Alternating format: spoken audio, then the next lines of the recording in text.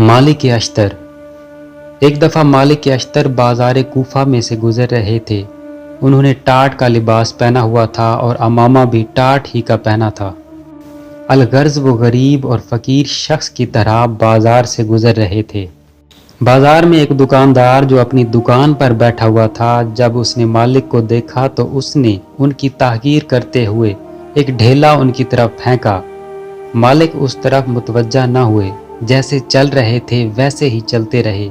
बाजारियों में एक शख्स जो मालिक को जानता था और वो ये वाक़या भी देख रहा था, उस दुकानदार के पास आया और कहा कि जिस शख्स की तूने तहकीर की है, जानता है कि वो कौन है?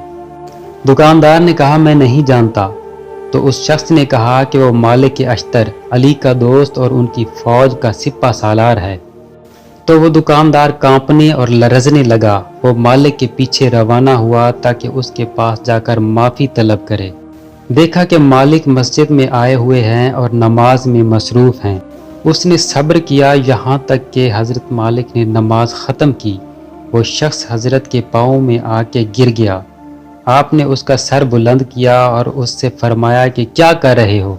उसने कहा, मुझसे एक गुनाह सरजद हुआ है, मैं उसकी माफ़ी चाहता हूँ, मैं आपको नहीं पहचानता था।